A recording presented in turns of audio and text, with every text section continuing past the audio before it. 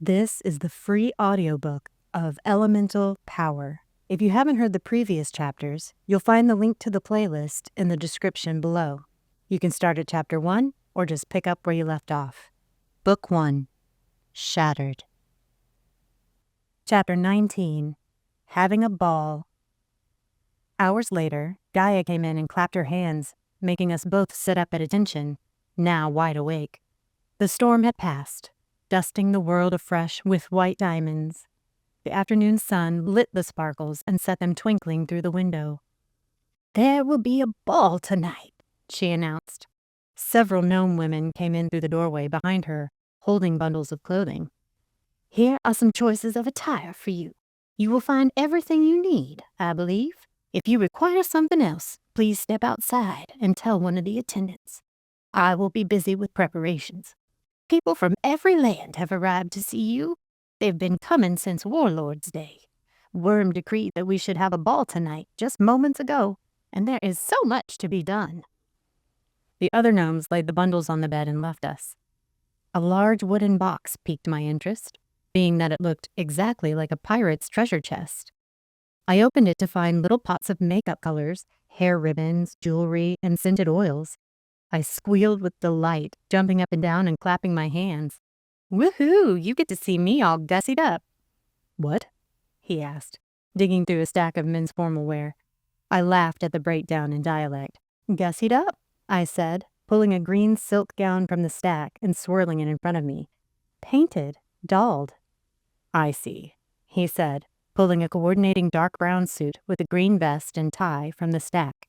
"Shall we try these on?" "Yes, please," I said, pulling off my day clothes and shimmying into the green silk dress. There was a bodice that laced in the back, which Glenn helped with, and it fit beautifully. If I'd had a second helping at lunch, I don't think I could have fit into this.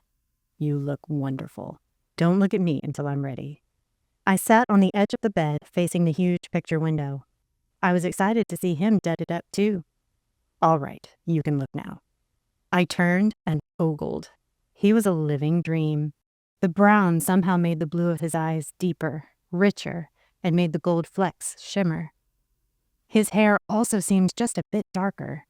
He had a 5 o'clock shadow going since he hadn't shaved since yesterday, and it gave him an air of dashing and danger. He was clearly bashful, wishing my approval, and smiled when he saw my eyes go wide with admiration. Okay, now I need to find some accessories. I dug through the box for some jewelry and makeup. I found an emerald necklace that complemented my wedding ring, some matching earrings, and sparkly hairpins. I dabbed a bit of green eyeshadow on and darkened my lashes with what I assumed served as mascara. It was a small tub of crushed blueberries and ground charcoal that I applied with a small, straw-tipped brush. I turned to show off my artistry to Glenn, who slow-clapped approvingly. "I need to shave." He reached up to stroke the dark stubble on his chin. "No, I like it. It makes you look dangerous," I said, putting my hand alongside his cheek, feeling the rasp of it as I kissed him. There was a knock at the door, and he dashed to open it. Gaia stood there with a tray of wine and grapes. She set it down on the little table. "I will come and get you in an hour. The guests are arriving." She bustled out again without a backward glance. We sat and enjoyed the wine. I didn't eat any of the grapes, afraid that if I did, I'd burst out of my bodice. Glenn happily munched away and I watched him, just taking him in. I couldn't believe it had only been a little more than a month since I met him. So much had happened. I remembered when he found me in the leaves, how chivalrous and upset he'd been, and how he'd vowed to avenge me. It was rather serendipitous that he had been out walking. Then I remembered what he'd said he was doing that day and wondered. "Hey, I was just thinking, you said you were visiting a friend that day you found me. Who were you on your way to see?" He choked on a grape, and I gave him a moment to stop coughing. He was red in the face, even after he'd regained his breath. It gave me a weird sinking feeling. He started, then stopped, looking at me sideways and smiling an uncomfortable smile. He'd never been evasive with me before, even when speaking of Lillian. "Yes?" I leaned in. He sighed, crossed his arms, and said, "I was visiting the woman I was courting." "What?" I asked, a little louder than I had intended. "Who?" "Her name is Isen Arnon. We had been courting for a few moon cycles. And you didn't think to tell me? I was feeling decidedly jealous. When, exactly, should I have told you? When I found you? When we began the quest the next day? While I was in the fairy prison? Now he was being rude. He didn't like talking about this. Well, tough. Maybe before you came on to me in the cave? I snapped. He looked stung. His gaze shifted from me to the floor. Uncrossing his arms, he sighed, surrendering. Yes, you're right.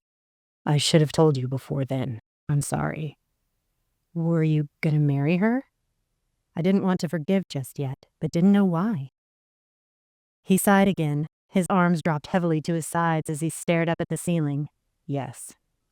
That's why you had the ring with you. The pieces were fitting themselves together prettily now. Was this the secret Silver warned me about? You found me and brought me to your house, but you still had the ring. What about her? Did you tell her anything? Goodbye, even? He nodded. I sent word to her when I sent the sprite with a message to Gable. I told her I wouldn't see her for a while, and that I would speak to her when I got back. Did you tell her about me? Did you tell her you found a naked woman in the woods and was booking it out of town with her? I was being uncharitable, I knew, but I was getting close to a conniption fit and fought hard to stamp it down. No. He narrowed his eyes and sat glowering at me. So she's just been sitting at home all this time, wondering where you went and why you left so suddenly. She has to be heartbroken. My goodness, you were in love and about to get engaged. I never loved her, he said softly. I lost the ability to speak for a moment, shocked and dumbfounded. You were gonna marry a woman you didn't love? Again? I had one eyebrow raised. Yes. Alana, you have no idea what the past 10 ages have been like for me. For 8 of those, I was too bitter to even look at a woman. My friend Aether took pity on me and introduced me to his sister Eason, and she latched on to me. It took an age for her to get me to even conceive of the notion that I didn't have to be lonely anymore. She slowly nursed me back to life. I was never in love with her, never felt anything but friendly affection toward her. I was lonely. She had waited so patiently for me, and I thought I must marry her, that I owed it to her. I had finally made up my mind and started walking toward her house, but I wasn't happy about it. You changed everything, Alana. She won't thank me for that. She won't, but I do. I would have lived the rest of my life with a woman who seems to me like a sister. You changed me. You made me feel alive again, made me long for connection. You saved me from a mundane fate, a marriage devoid of passion. I can't imagine my life any other way than this. Even with all the difficulties loving you carries with it, I wouldn't change my decision. Not ever. He stood and came to kneel beside me. He took my hand in his, kissed it, and searched my face. My heart wanted to be hardened. I couldn't help but feel bad for poor Eason. I knew what it was to love him. To be in his presence was to feel special. But I had him as she never would. I had stolen him from her without even knowing, and I felt the pang of guilt. I love you. Only you, he said, and laid his head in my lap. There was no regret in his voice. I love you too, Glenn, you know that, I said, lifting his face and kissing the lingering frown. But when we get back to Wooddale, you are going to find Eason and tell her what happened. He nodded, returning to his seat. The air between us was strained, but no longer heated. He loves me, I reminded myself. No need to feel jealous or pity another woman. It was done. He was my husband.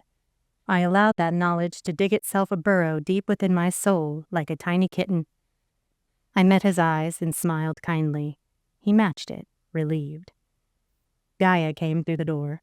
Had we been arguing for an hour? She waved us over to follow her, and we stood.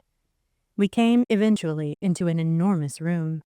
There were holly branches packed with berries woven through the wall carvings all around. It reminded me of Christmas, and for the first time, I felt a pang of loss. I remembered Christmas. But there was no Christmas here, no reason for it.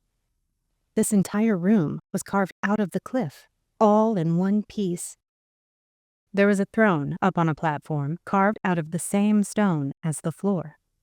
Gaia led us over to it, and I started lagging behind. I hoped she wouldn't make me sit on that throne. Glenn squeezed my hand and let go to nudge me gently forward, his hand on my lower back. The wrinkly gnome woman spun around when she reached the throne and called out in a loud, clear voice, "Attention, citizens of the world. I give you Princess Alana and her husband, Glenn Ellenbill." She pointed at the throne for me to sit. I sighed, sat on the chair sulkily, and Glenn stood next to me, chuckling quietly to himself. "You like seeing me uncomfortable," I muttered. "I can't help it. You're like a petulant child when you're forced to do something." I said, reclining into the enormous, cold, and very hard throne. I started scanning the people. They were all kneeling. The reverence made me break out in a cold sweat. I didn't want people to do that. I tugged on the fabric at Glenn's elbow, wanting him to say something to make them stand up. "Please, rise. Just enjoy yourselves," he announced. 4 people nearest the throne stood first, and I recognized them. "Peta!" I exclaimed, jumping up and running down the dais toward her. "Alana!" she greeted, hugging me tightly when I flew into her. "Well met, princess," she added with a smirk. "Oh, don't you start," I chided and turned to the others, beaming. "Taryn, Marlowe, Boreas, I'm so happy to see y'all." I hugged each one in greeting. Glenn was beside me now, greeting them along with me. The other people in the room had begun to rise and scatter, the ceremonials now dispensed with. They went for the tables of food like sharks on chum. "Boreas, my old general," Glenn said, shaking the wind sprite's hand furiously. "Glenn Ellenbill. Well met, friend." Gaia approached with a frown on her wise old face. She was holding a pillow with a crown on top. I backed up a few paces, trying to hide behind Peta. She wasn't the largest in the group, but she was the fiercest, and my dearest friend. I felt her vibrate with laughter. "Alana, you must wear this," Gaia said, adopting the tones of a mother hen. "Why? I really don't want all this fuss. If I'm the princess, can't I just order you to let me be and not make a big deal out of this?" I wanted nothing more than to blend into the crowd, unobserved and insignificant. Glenn picked it up off the pillow. She seemed displeased that he'd touched it, but didn't protest. He placed it on my head and kissed my brow. "You look beautiful, my princess." He picked me up and swirled me, then carried me back to the throne and plopped me down into it with a laugh. The others chuckled loudly and followed. "Well, can't you at least pull some chairs up here and sit with me? How are y'all? How'd you get here so quickly? It was at least a 15-day walk from the Dead Spring to here." "Dragons," Peta winked. "As soon as you left, we went south into my land. Poor Marlowe was terrified, but I promised to keep him safe." Taryn broke in. "We carried a bucket of water with us, so that, if the worst were to happen, he could hop in and we'd take him back to safety. And it turned out all right. As soon as we entered the southern lands, Blaze came to our rescue. He and his wife relayed us here after a good night's rest, in the castle by the living river," Boreas chimed. Peta leaned in and whispered in my ear, "I had Marlowe meet my parents." "Oh, are you two?" "I think so." The giddy excitement radiated from her like hot sand on the beach. I glanced at Marlowe, whose coral-colored face began to rosy up. I smiled knowingly at him, and he turned his face away like an embarrassed schoolboy. "Congratulations," I said to her, still privately. To the rest I said, "Well, let's get this party started." Peta grabbed Marlowe by the hand and led him down onto the dance floor, where hundreds of people were moving to some interesting music. It was a bit like bluegrass. The hardness of an isolated society flowed through the strings and percussion with swift eloquence. Beautiful and harsh, the songs spoke of war, love, and joy. I liked it. I glanced at Gaia, who had remained near me, brooding. "Can I go dance?" I asked. "Not yet. You must greet all who came to wish you well." I sighed and slouched, pouting. Glenn patted my shoulder and stayed by my side. "Can I at least have a drink?" I asked, hopeful. "Yes," Gaia said. "I'll fetch you both some wine." While she was gone, I began to scan the crowd again. Something wasn't quite right with what I saw. The swirling dancers reveled, but there was a glitch in the image. I finally spotted the problem. A tall, thin woman, dressed in lavender, was standing still and staring at us through the dancers. She had curly brown hair to her waist, and she stood fixated on me with such malign intensity that I shivered. I pulled on Glenn's elbow again. He abandoned his conversation with Boreas and turned to me, inquisitive. "Glenn, who is that?" I asked, inclining my head in her direction. He raised his eyebrows and looked where I'd indicated. "Oh no," he groaned, looking down at me. "I can't believe it. That's Eason." "Well, that explains the evil eye she's given me. Do you think you should go talk to her?" "What? No, not here. If she wants to come up to me, then fine. But I don't think it would be proper for me to leave your side and speak to another woman alone." "Coward," I teased. He shot me a look that told me I wasn't far off, jesting as I might be. "Oh, come on now. I'm not going to make you go, but she deserves an explanation." I turned back to look at her, but she'd moved. When I spotted her again, she was closer, gliding toward us darkly. Gaia came back with drinks, and I asked, "Is there anywhere that we could speak privately with someone?" She looked into the crowd and saw the oncoming Eason. No further explanation was needed. "This way," she said. She showed us to a split in the brown velvet curtains at the back of the room. We went through into a small alcove with several plush chairs and a mirror. She turned and went back into the ball. I took a seat as Glenn paced agitatedly around the room. Moments later, the curtains parted, and Eason came in to confront us. She walked up to Glenn without more than a sideways glance at me. He stood, not knowing what to do, and she slapped him so hard that the pink imprint of her hand threw his scars into sharp relief. I rose from my chair, reached her in 2 paces, grabbed her arm, and jerked it behind her back. "Don't you dare touch him," I said, twisting her arm painfully. "You can speak with him, but you won't put your hands on him. Understand me?" "Yes," she whimpered, and I let go. "I'm fine," Glenn said, touching his stinging cheek. "That's not the point." I stepped in front of him, between him and Eason. "I know who you are, Eason." She nodded, and tears began to form in her lavender eyes, the only alluring feature she possessed. Her face was plain. She was tall and thin, shapeless. She had almost non-existent lips and a nose that was slightly too big for her face. I could tell that she had internal virtues that would transform her plainness into beauty, but only over time. "Glenn," she started and paused, looking at me. "Can we have a moment?" "No," I said, a bit too shrilly, and felt Glenn relax behind me. "I'm his wife. I won't leave his side." She flinched at the word wife. I felt bad for the woman, but not bad enough to leave her alone with him. "Fine, stay if you want. Glenn, how could you do this to me? You hinted that you wanted to bond with me, and then you just left with a few words of farewell, and I never heard from you again. I waited for you. Every day I woke up hoping you'd be coming to ask for my hand. Then there was gossip in the marketplace that you'd run off with the shattered one, and here you are with her. Were you ever going to ask me, or was I delusional?" "I was," Glenn answered. "I'm sorry, Eason. I truly am. If I hadn't met Alana that day, I would have asked you." "Didn't you love me?" She stiffened, bracing herself for the impact. "I do love you as a friend, Eason. But no, not as you wanted. No," he said, as kindly as was possible to say such a difficult thing. I could see her melting into a puddle before him, her heart broken and hopes dashed. I wished I didn't have to be here to see it, but I couldn't leave Glenn alone with her.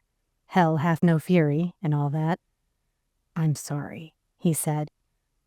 "I see. Keep your friendship. I hope you're very happy together." She curtsied mockingly at me and fled back through the curtains. The room seemed suddenly empty, with the crush of her emotions now gone. Glenn heaved a huge sigh of relief. The music from the main chamber floated in through the curtains, inviting us to come back to the party and leave this painful business behind us. My darling, I said, hugging him. I'm so sorry you had to go through that. She knows now, though. You were very kind. I feel like an asshole, he said. I laughed. It brought to mind the time I had taught him that word, sitting around a fire. I felt a pang, remembering Gable's face. There was very little cursing that went on in this world. I liked that, but always felt deviously happy when I could share something of my world with Glenn. You're not, I assured him, patting his muscular bottom. Now, let's go back out there. We returned to the ballroom to find Eason gone from the crowd. The music had become slower. Marlowe and Peta were dancing closely, whispering to each other. I smiled. The best relationships always had a bit of risk to them. I hoped theirs would last forever. Taryn walked toward me with a lovely, plump woman on his arm. Is this beautiful creature your wife? I asked, beaming at them. She is. His deep voice sparkled with pride. This is Avani. Pleased to meet you, she said. She was dark like Taryn, with smooth skin the color of cappuccino. Her eyes were a rich honey brown, and her hair was oiled mahogany, straight as a board, thick and long. When she smiled, her true beauty shined, and it dazzled. Taryn had excellent taste, I thought. I shook her hand heartily and smiled back. Avani is my queen, and thanks to you, princess, we can finally plan our family. Avani's cheeks went pink at the mention of family planning, and I laughed. Don't embarrass her, Taryn. Look, she's blushing. I waved them off back into the crowd of couples. Nice to meet you, she called back to me as Taryn pulled her out into the throngs. It warmed me from head to toe to see my friends so happy. I sat back down on my obligatory throne and sipped the wine Gaia returned to me. I had left it untouched in the alcove. Did all go well? She asked. As well as it could go, I suppose, I said, calling her attention to the fading handprint on Glenn's face. Ah, she said, and left us alone. Several dozen others came to greet us then, all bowing and making such a fuss that I wanted to throw down the crown and run out of the room. I felt drained of energy and overwhelmed. I wasn't one for pageantry, but I greeted each person with as much grace and civility that I could muster. It felt like I was making a huge mess of things, but Glenn said I was doing fine. The dancing continued, and I went from greeting to people watching.